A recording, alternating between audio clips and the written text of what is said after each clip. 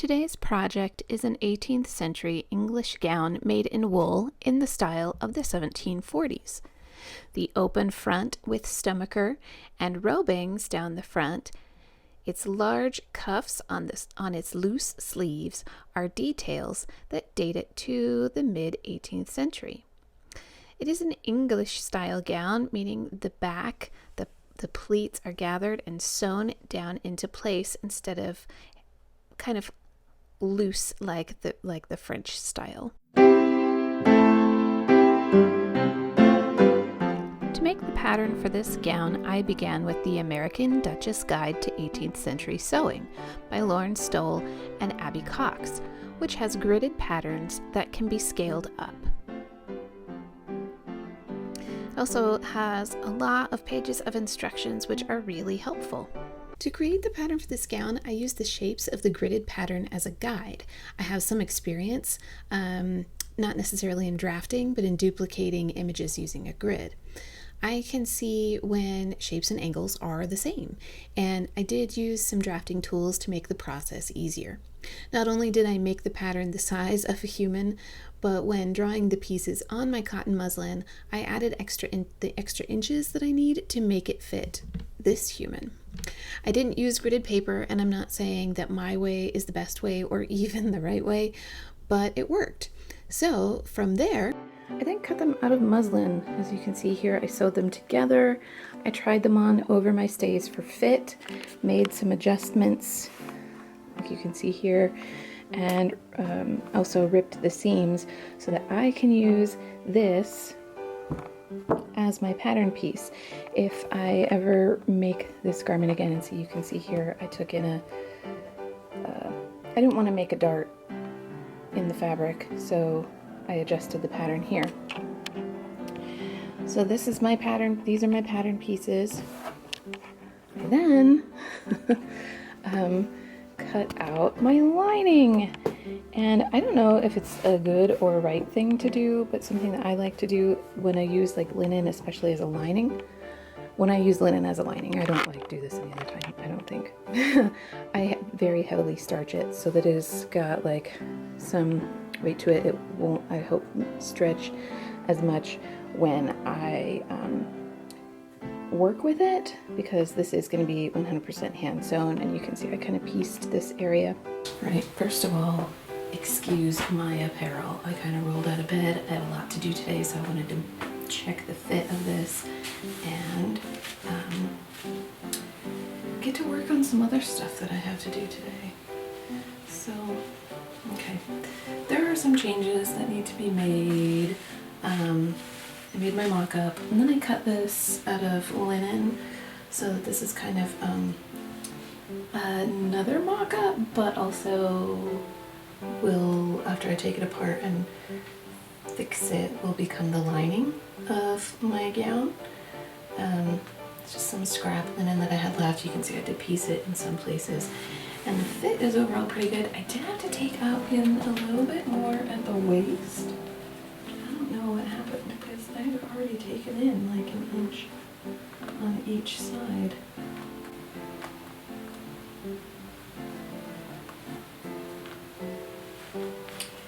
And I think I'm gonna shorten the tabs here. I have a little room in the shoulders, but because I'm gonna be cooking, I think I wanna leave that, and so that I have some, this is a little bit longer than what I would leave it, but I'm going to, because I always have this problem with my gowns, that like my petticoat slips down and you can see it like under here, so I'm gonna maybe have it be like that.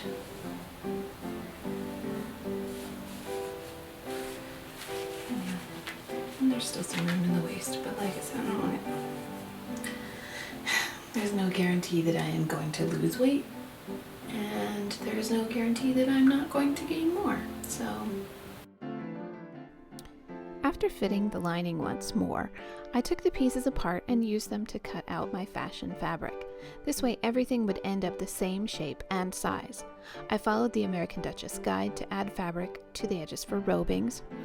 However, in the future, I think I'm going to do this a little differently so that my robings can be a little deeper. It was a valuable learning experience though. With the front pieces cut out, I basted them together around the bottom, side, back, and armscye. I then pressed the edges of the center front under, both on the fashion fabric and the lining, in preparation for making the robings.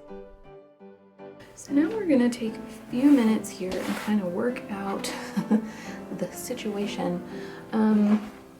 I completely forgot to make the lines on the inside of this piece. So what I'm going to do is it's a matter of pinching. I'm going to pinch the fabric in a way that is pleasing, right? It needs to look right. And so if I go by the lines in the book, after I turn this under, it's just not going to be big enough for me. Like, it just would look proportionately weird, and I'm not interested in that. So I think this is a good size for our first pleat. So I'm actually going to measure and pin before I work on getting the second one, because the second one I don't think have to be as precise because it's underneath. And so as long as you have something that looks, you know, about right, peeking out from underneath this first pleat, then I think you're probably good. And so, yeah, I tend to eyeball stuff. I mean, not when I do the second side. That's kind of why I'm doing it this way, and then I'll make the other half to match. After working out how deep the first pleat is going to be, pinned the front edge of the fashion fabric to the front edge of the lining. I then smoothed the body fabric toward that edge, and then I can see how deep the second pleat will be. I then pin both those two pleats together, but not to the bodice. You want the robings to be free. Okay, now working past about the bust line is a little bit different because we have that curve into the shoulder strap. So instead of pinning it to the lining like I did on the rest, I'm just going to go ahead and pin those two pleats together, because they can be a little fiddly on the shoulder strap. You end up with far more fabric than what you need to make the robings, and it can be too thick. So to thin it out, I created the second pleat, pinned it together, then pinned the front edges together, smoothed the excess fabric to create a dart, which I then pinned in place. I then trimmed the excess with my scissors. Later, I used spaced back stitches or prick stitches to secure the front edges. I also used prick stitch to secure the two layers of robing together. I secured the darts and stitched down the fashion fabric to the lining behind the robings. The robings really need to be free so that they can hide your pins when you pin the gown to your stays. Now on to the fun part, the back. I like full skirts, so instead of using one width of 60-inch fabric, I sewed two panels together along the selvage edge, pressed the seam allowance open, and stitched this to the center back of the lining. Once secure, I began working on the back pleats. I pinched and folded the fabric to meet at the center back, secured this with pins.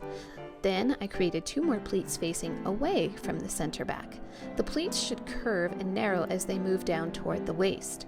The third pleat followed the same curve as the second, and in retrospect, I should have brought this pleat in toward the center at the waist. It would have made for much nicer lines, but oh well. I repeated the process on both sides, pinning and securing the pleats in place and making sure that they looked even. You can see I really didn't measure, but I did check from a lot of different angles to make sure that they looked right.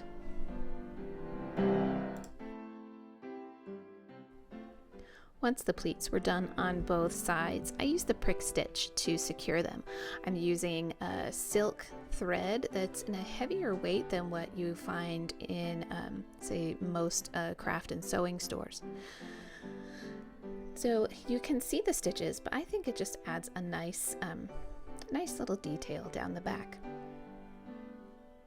I also turned under the edges of the front and back side pieces where they join. With the raw edges turned under, I can now stitch them together using the stitch with no name.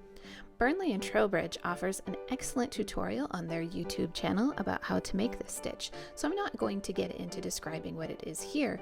It's pretty brilliant though. As you can see, you can finish 4 layers of fabric with this one single stitch. It's also handy if you need to take your garment apart and adjust for size, and you've got one seam you need to rip.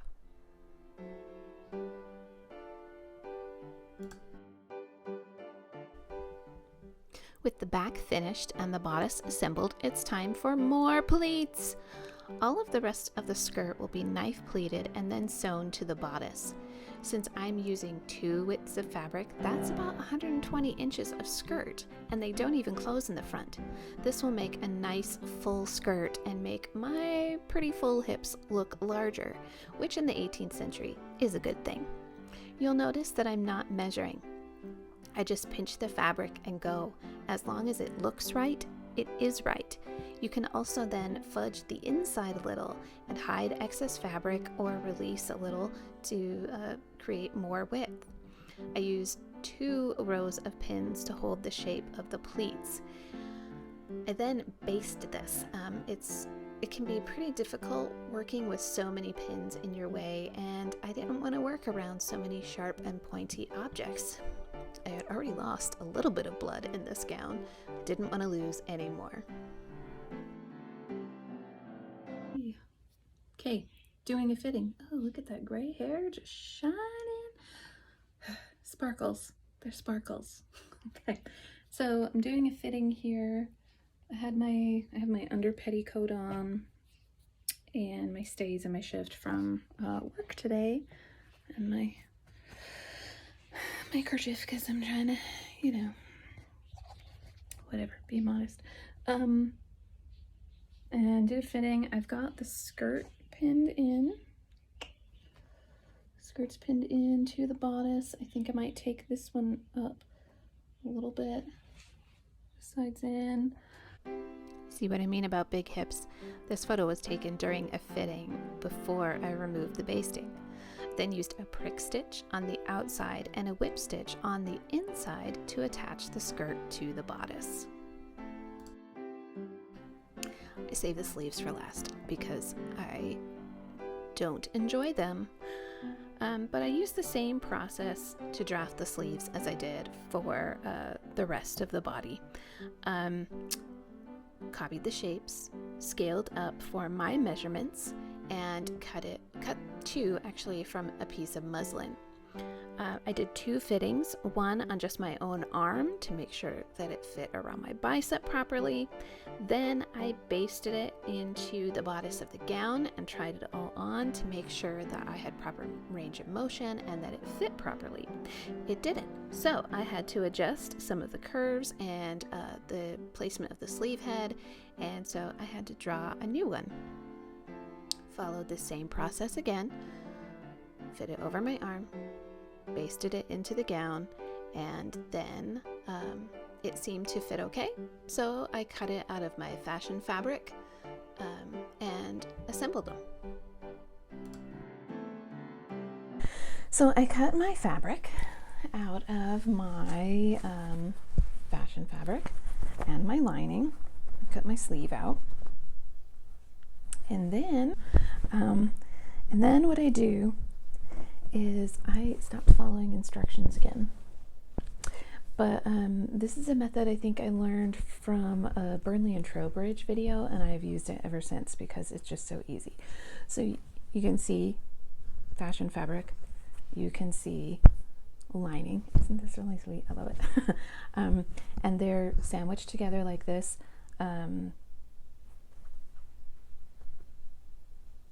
inside out. So this is the outside, you know, the wrong sides of the fabric are out. Put these like sleeve head parts together, sandwich it, sew it all in one seam, zip, back stitch, nice, done. And then let me back up a little bit so you can see what I'm doing. Reach inside, flip it right side out. You're done. So I then pressed this seam so that it's nice, looks nice, and then basted, pinned it on here because I don't like sewing sleeves in.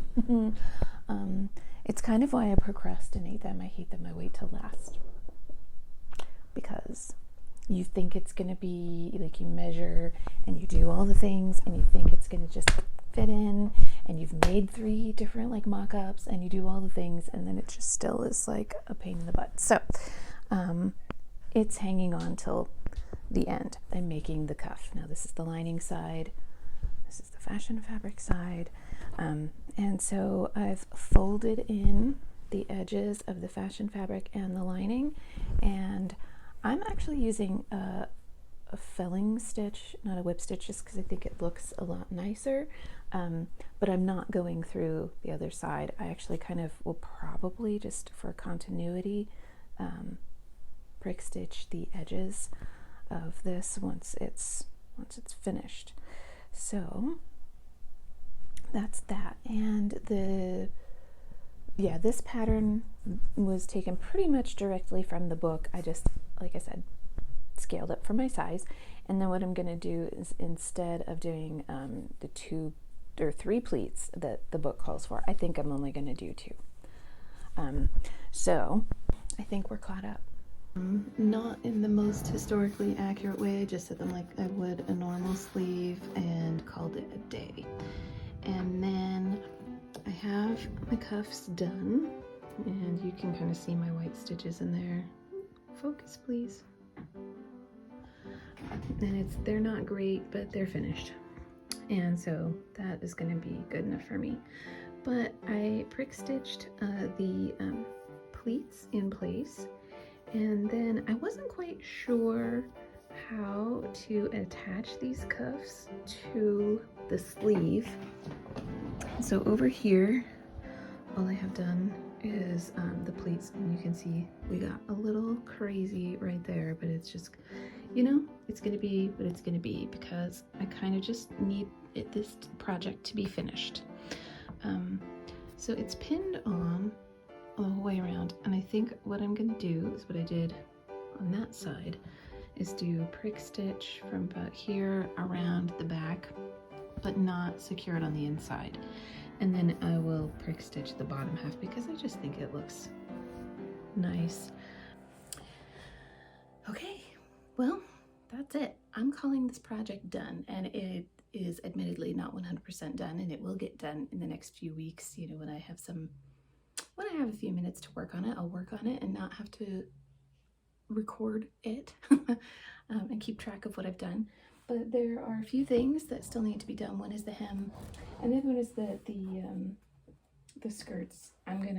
This is the selvage edge, and I am gonna fold this back and stitch it so that it looks a little cleaner. The other thing I wanted to say about this dress is that you've seen some close-ups of it. It's pretty clear it is not perfect, right? Like, you can see my white threads, my white other colored threads in here, and the other cuff, you can see how the one pleat isn't lining up properly, and I don't even know how I did that, so yay me. You can see here at the top of the back of the bodice how these folds are not coming in close enough. Some of these pleats aren't deep enough in the bottom of the skirt in the back. But that is all, yeah, I got a fix right there that I can see right now. But it's okay, right? Like, for me, being creative helps me to feel good. It's good for my mental health. So I need to be making or creating something. The other thing is that I need to be done. I need to have that sense of accomplishment of I did this. And I did it. It's 100% hand sewn, not a single machine stitch on it. And I made it. Like, I drafted it, I adjusted it, it's mine. I did it. I mean, with some help from the American Duchess Guide to 18th Century Dressmaking, but a lot of the instructions I didn't follow, and a lot of things I changed for my personal preference. So it's mine. And it feels good to be able to have that sense of accomplishment and check that box. The other thing is I need to work on something else. This has been several weeks in the making, and it's time to move on. So don't get too hung up on perfection. Don't get too hung up on the little things that only you see. Just do what makes you happy, right? Do what's best for you. And if that is leaving your interior seams unfinished, if that is, I'm going to use this thread that I have even though it doesn't quite match and you can kind of see it, do it. Just do it. Anyway, see you next time.